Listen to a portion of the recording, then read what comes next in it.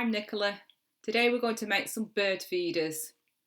So let's go through what we need. We need some wire. This is floral wire, and some string and some fruit. Now I've looked at the RSPB website and they recommend for spring and summer that we use banana, apple, grapes and also raisins, but I haven't got any raisins.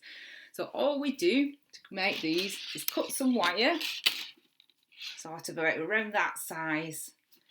I've already done mine because you don't want to see me cutting it all up. So this is mine.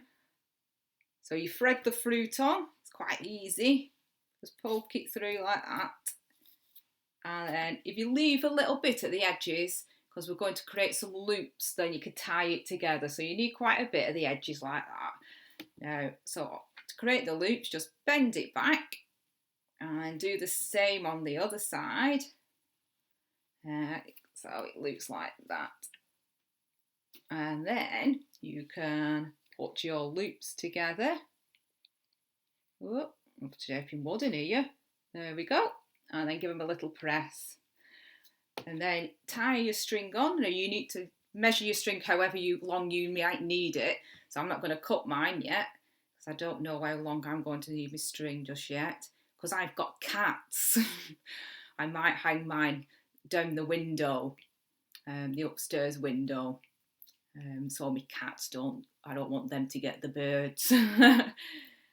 So I'm going to tie my string on just there, and then I will measure it later.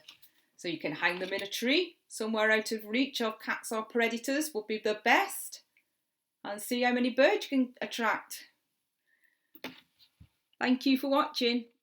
You'll find this on the games and activity link below. You can watch this video through the link on the screen. I also write and illustrate children's books.